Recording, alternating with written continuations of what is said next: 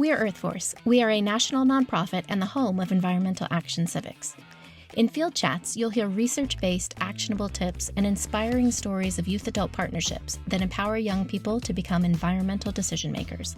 Thanks for tuning in. Let's get started. All right. Hello. Hi, and greetings, everybody. Thanks all for joining us. I am Alyssa McConkey. I'm Chief Program Officer at EarthForce, and I am here with Megan Nest, Assistant Curator of Museum Education and Director of the Thompson Earth Systems Institute in the Florida Museum of Natural History at the University of Florida. Did it. And Martha Monroe. Who is a professor emerita at the University of Florida's School of Forest Fisheries and Geomatics Sciences, where she focuses on environmental education in 3 ways: research, teaching, and extension. Did I get it? Did I mess up any words? Okay, excellent, cool.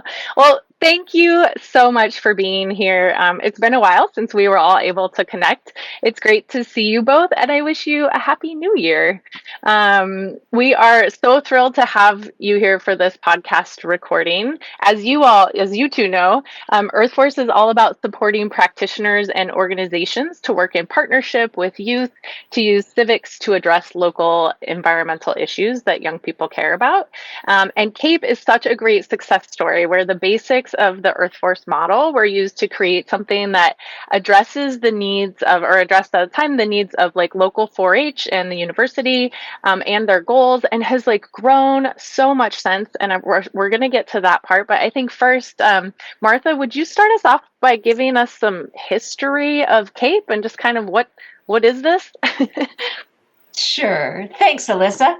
Yeah. Well, first of all, CAPE is Community Action Projects for the Environment. And it started when we were trying to answer two challenges, basically. Mm-hmm. How do we provide a new environmental education program for the 4-H community? And 4-H, by the way, is the number 4 and the letter H.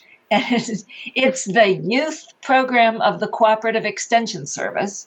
And Cooperative Extension Service is the outreach program in all the land-grant colleges and universities across the country. So it's like Girl Scouts, Boy Scouts, only it's 4-H, mm-hmm. a youth club program. So they have a really rich and deep history of doing service, community mm-hmm. service projects. So we wanted to build on that history and improve it if we can, but then also provide environmental education. Mm-hmm. And when you start to put those two things together, you say, hey, we should be talking to EarthForce. So we did. Yes, we did. And Alyssa was kind enough to give us advice on what's the essence of EarthForce that's really important to save. And we used that information and developed a program. And then we had this team of 4-H agents and leaders and a few graduate students working with us for about a year. So we tried things and sent it out to these folks, and they tried it with kids, and they got back to us and said, well, this works, this doesn't work, this was great, we need more of this. And ultimately, we met for a workshop in April and sort of wiggled it all around, said, we don't have room for this, we need to condense it, we need to expand this. Mm-hmm. And that's how we got to CAPE. And we've been pilot testing it and trying with a lot of different programs ever since. And it's even won awards in Florida and at the regional level and at the national level. So we're very happy with it too. That's so cool. Thank you. I appreciate your upfront explanation of 4-H and all of that. I feel like as a 4-H kid, I'm just like, yeah, 4-H, but not everybody knows what that is. So thank you for taking the time to explain that and kind of how it all came to be and what it is, and giving us that that historical lens. Thank you so much. And so I think the next piece is when it's, I guess, as it started, and probably now maybe it hasn't changed, but what are the key objectives, Martha? Sure. Well, I think they're probably really similar to EarthForce. Mm-hmm. The goal is to help youth engage in community governance and civic processes that are appropriate to the scale of the issue and the community and their own skills and abilities. And we intend that they work with stakeholders and partners as they do that process. through it all, we believe they'll develop self-efficacy, collective efficacy, problem-solving skills, communication skills, decision-making skills, systems thinking skills. Mm-hmm. And so that sounds like a lot of process, which it is. Mm-hmm. The CAPE doesn't have any specific, oh, you have to learn about water quality, and this is what dissolved oxygen means. Yeah. Kids can do that, and they can explore that if they want. But we've only provided the shell of the process itself. And then they dive in with whatever activities and projects and research they want to do.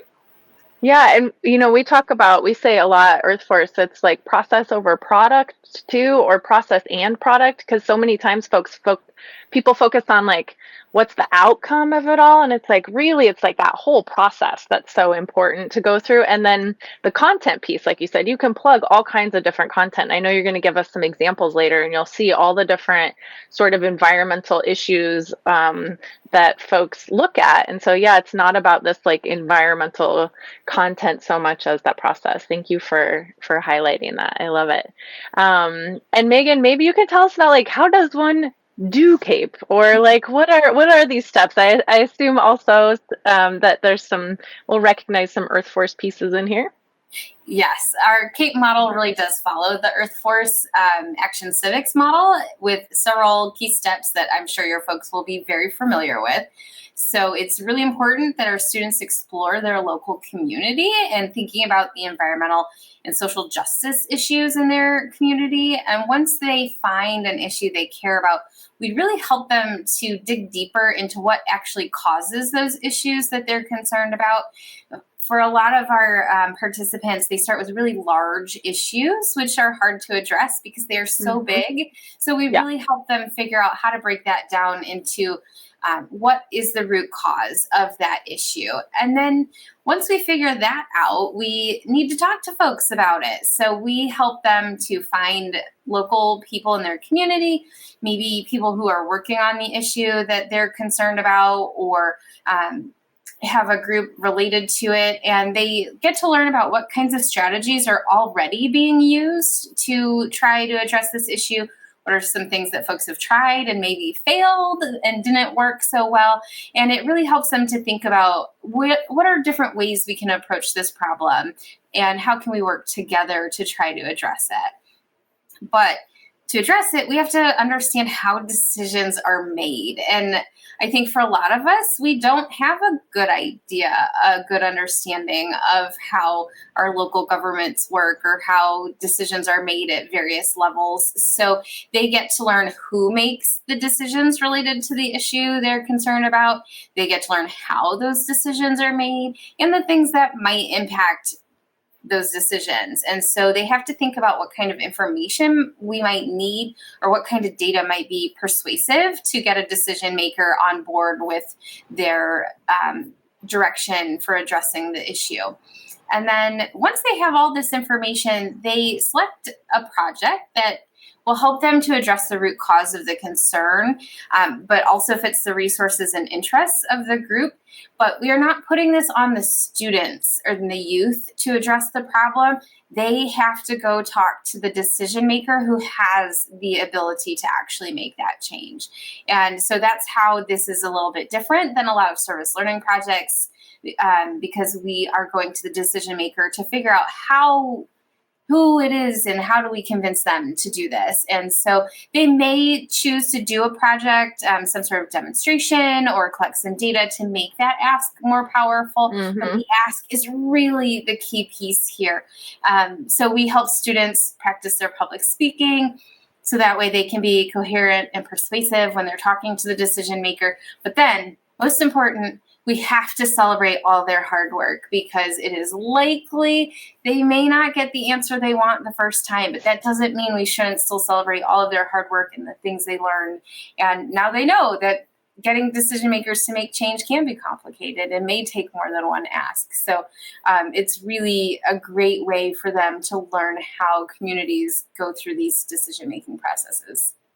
Yay, that's so good. Thank you for breaking it down that way. And I'm hoping it's so cool because I remember those initial conversations when we were talking, and I feel so excited about CAPE and so proud of the work that you all have done, because we haven't gotten to the fact about like why this is especially difficult, and I'm going to touch on it in a minute, but you managed to keep the essence of like probably some of the most important pieces of like working in partnership with young people and like asking for change and keeping that celebration piece, and but doing it in a condensed sort of model, which I think is the piece that we have not said yet. But maybe Megan, you could just tell us like briefly about what this process actually looks like in a timeline, because I think up until now, folks might be like, "Oh yeah, that sounds like Earth Force. That sounds like those are a lot of the things that sound familiar."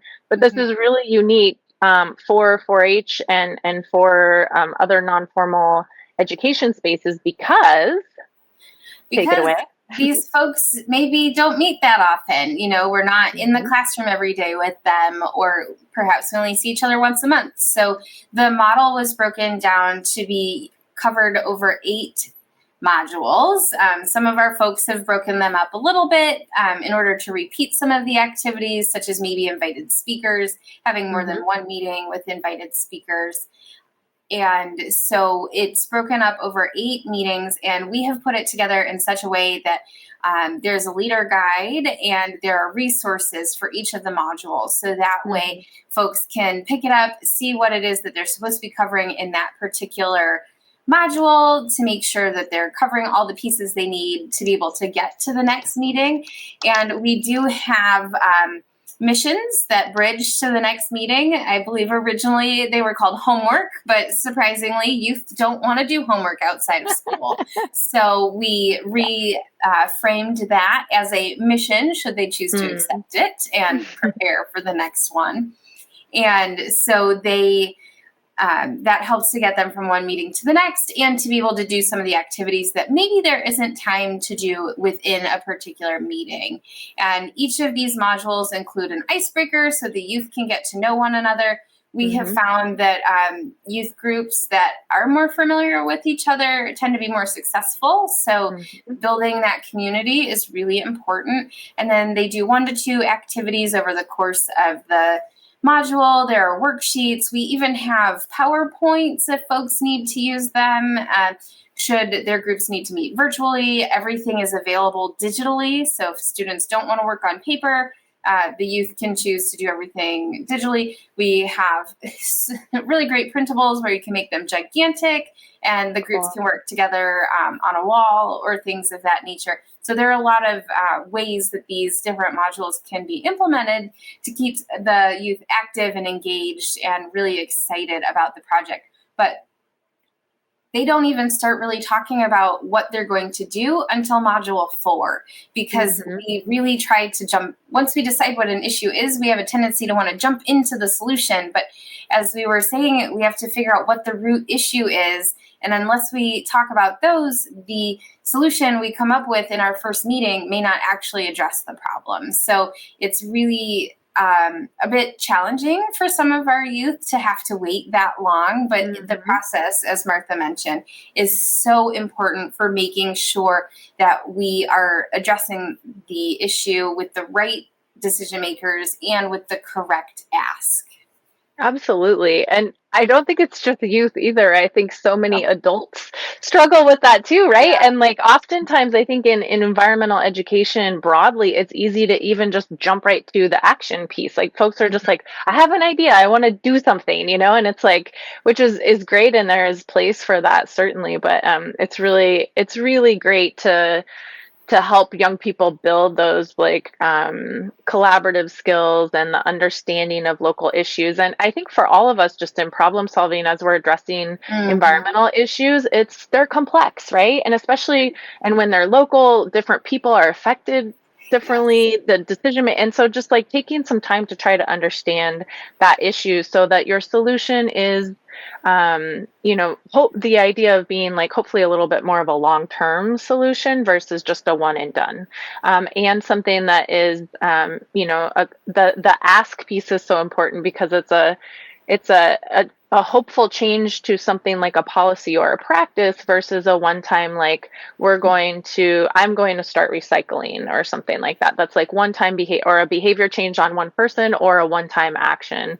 And I think like sometimes I start saying all these words and people are like, that all sounds good, but like what are we actually talking about?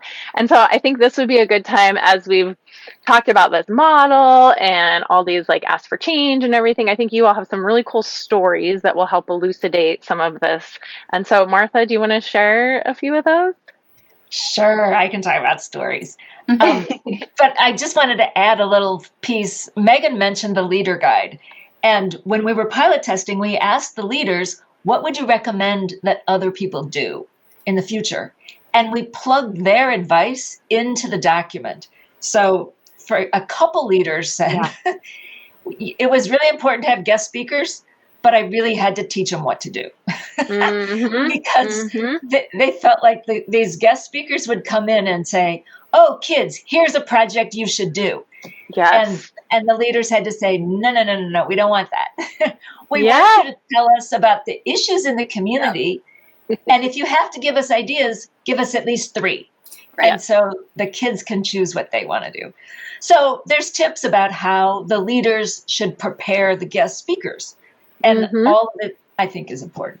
It is so important. I'm so glad you mentioned that, because that comes up all of the time. Like, we've actually talked about having some kind of like a training for community experts to come in and be like, before you go in, like pause and think about these things. And I think the other thing to highlight there is that I love that you started this program and then you ran it through, which you already mentioned, but just diving into that again and highlighting, like, you ran it back through and like, what did you all think? And how did this go? And getting those reflections before you ramped it up, and then collecting that feedback and advice too. It's so cool. So thank you for pointing that out. Sure. Well, the other thing about working with the university is that we had a graduate student working on the team. Yes. Who was fabulous. Eiley got her master's degree based on CAPE.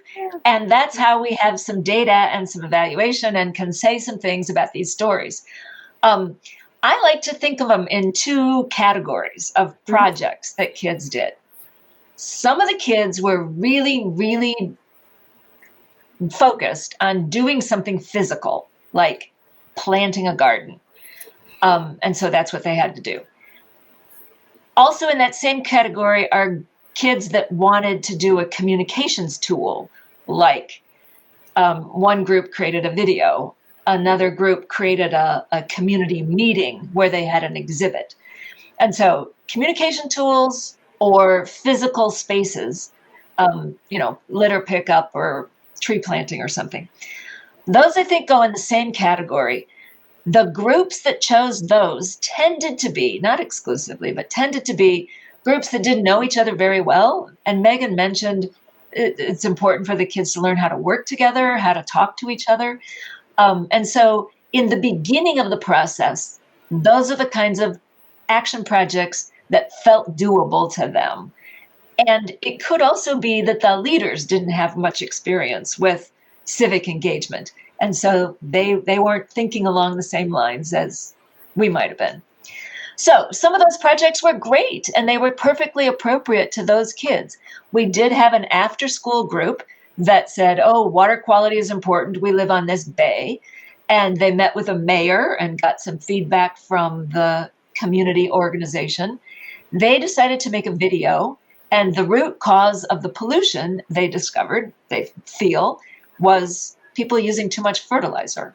And so here's an urban area, they put fertilizer in their lawn, and here's a video about the problems of the fertilizer you use, and here's the yuck in the bay. And that was their success project. Another group was really dedicated to improving habitat for pollinators, pollinating insects. So they wanted gardens that pollinators could use, which meant encouraging other people to plant gardens. They planted a demonstration garden, and then they made videos of them planting the garden. And then they made the videos available to other people so they could plant the gardens. And so this long process. Yeah. Yeah. The other category is where they might have more experience working together and a bigger vision of how to make change so that it's not just my garden or my video, but let's make a policy change. And these groups, they sort of dug in a deeper way. They also had different outcomes. If you ask these kids what they enjoyed about the process, they'll say, we made a difference. And that's not the first category of kids would say, oh, we had fun working together. And so they get different things out of it. So our best example from this category is a group that started off being concerned about urban trees and people removing trees for development, and then realized, well, they own the land. That's their right. They can do that. But our community also has these rules about urban trees and when they can be removed and how they have to be replaced and all sorts of stuff. And then all of a sudden, the city was removing trees downtown, and they said, oh my gosh. And so they met with the city council and presented their case during a city council meeting. And everybody that followed after them said, oh, these kids are doing such a great job. They really care about our community and they want to make it a better place for everybody. And at the moment, the city council decided to preserve 3 of them and take 1 of them down because the roots were messing up the sidewalk and somebody on a wheelchair had problems and couldn't get by. And then the community demonstrated and chained themselves to the tree, and more things happened. They got in the newspaper. And ultimately, the city council said, well, all right, we'll pay for the money to reroute the sidewalk into the street. We'll take away parking spaces. We'll make room for the tree and the sidewalk. And so everybody was happy. Wow, that's a wild example. That is like, and I love how you highlighted the different sort of learning outcomes from each of those. That's really fascinating. And I have to give props though, even, those first examples, while they could have just planted a garden for themselves, but they did a bit, like when you're doing an educational campaign or doing something and setting it up for other people to change their practices, like that too is a bigger collective sort of action, right? It's not asking for a policy change as much, but it's changing a practice, hopefully, or working towards changing a practice. But it was fascinating to hear that they're like, I had fun and then I made a difference. And those are 2 different things, both really valuable. Absolutely. Wow, that's really cool. Megan, do you have any stories or anything to add, or anything you would share from that piece? Well, so to Martha's point, what we've started trying to help our leaders get to with their kids is yes and. So for the youth that really want to do a project, yes, we can do that. And we need to figure out how to use that to make the ask. And so we found that really helps with the youth who really are passionate about wanting to build the pollinator garden. So yes, we can build this. And how can we also bring the community to be involved? And so rather than saying, oh, no, you can't do a project because we have to do this ask, and that's what we have to focus on. Yeah. The yes and has been very helpful. That's a great way to say it. We always say trying to think about having your ask as part of a strategy. But I really like the yes and is so simple. That's that's really, really great. Yes, let's do that. And let's think about then how we include that ask for change in there. So very cool. I know we're getting up on our time, but I really wanted to take some moments, Megan, to talk about opportunities and challenges with this. I think you all have a great perspective and you've been in it for a while now, and especially kind of trying to condense this model down and then apply it in all these different spaces. It moved from 4-H to now being kind of in a newer, or you're trying it out in museums and spaces like that. And so, just maybe you could share with us a couple of the opportunities and challenges. Absolutely. We are super fortunate to be funded by the North American Association for Environmental Education through their EE360 Plus program, which is funded by the Environmental Protection Agency. So we are in year 4 of funding from them that has really helped us to develop this project. So we pilot tested with 4-H, and then Martha brought me in on the project, and I'm a former museum educator, so I feel very deeply about involving museums in the work that I do. So for year 3 of our project, we tested the model with informal science centers across the state of Florida, and we did trainings in 4 different communities that are being really heavily impacted by a lot of environmental issues and have a lot of educators that are very passionate about working with youth. And so they used it with their youth and teen programs at their different institutions. And this year we are repeating the process in North Carolina to see how the differences might be between implementing this in Florida versus North Carolina. And this summer, we'll even be piloting with a group of retired seniors. So we're really looking at how does this work with a variety of audiences. And as part of my work as a faculty member, I've been working with some students to collect data as well. And we just found out we have a publication accepted this week on how our educators and facilitators feel about this process and engaging youth in civic action. And so we're really excited to have more of that information to share, not only about youth outcomes, but also how our facilitators feel about facilitating this. Because so important for, even us as adults, we don't really have a good grasp on how this works. So how can we help the facilitators feel more confident in helping their students lead these processes? Yes. So for folks who are interested and want to be more involved, we have virtual trainings for folks who want to learn how to use it. And you can find that on our CAPE website, which is cape.ifas.ufl.edu, which will be linked on the website, or so I'm told. And so you can get on there. We have a Canvas site where you can find the leader guide and the youth project book, which are free for download and use, and a 5-module training that you can complete. And if you do all the little quizzes, I think there are only 3 questions, you get a certificate saying that you are a certified CAPE facilitator. So you can hang that up on your wall. And as fun as all of this is, as you mentioned, Alyssa, there are challenges. It is a process, as Martha mentioned, and it does take time. We all want to rush to a solution, but it does take time to get the right information and figure out the proper strategies. It really needs partnerships because these are big issues and we need help and need to work together as a community to make change. An enthusiastic leader who's excited to let their youth lead this process is really important because, as Martha mentioned, we don't want to go in and say, this is what you have to do. And we need youth who are just passionate about their community and the environment. And so when all of those things come together, we find that our programs tend to be very successful. Yay. So cool. And we will put those links to everything in the show notes. The fabulous Haley Valley will help us out with that.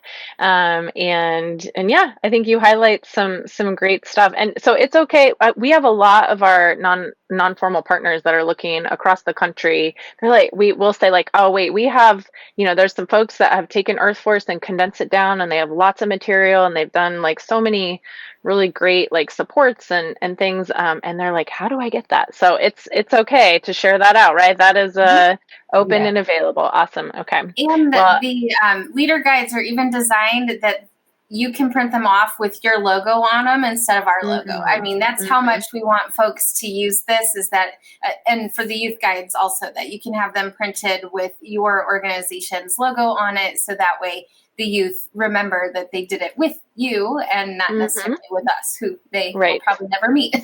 Yeah, I know. That's like one of the funny things about EarthForce is like, we're like, oh, hey, we're just here to help like put this model out into the world and help people and encourage it to go forward. But we don't like, it's all just free and you can put your name on it and but then like Martha, I know we've talked about that. Then you're just like, but where did it go? And we'll just be surprised by sometimes people come up and be like, I've been doing EarthForce for 20 years. And you're like, tell me about it. It's like so cool, but that's great. So thank you for sharing that and those opportunities and challenges. Martha, do you want to close us out today? Sure. First, thank you, Alyssa, for this opportunity. It's been really fun to chat with you. It has been fun. I just think that doing an action civics project with your friends and with the support of a leader is the best way to learn. And that's the way we gain skills and develop the confidence to keep doing it. And what we really need is more and more youth and adults, for that matter, to be civically engaged in their community. And CAPE is a great way to get started. Yes, thank you. You said that so concisely, so beautifully. Thank you. I feel like that's a perfect way to wrap it up. Thank you both for being here with me today and with Earth Force. And thank you for all the incredible work that you're doing in the world. And best wishes in the new year. See you later. And you too. Thanks so much.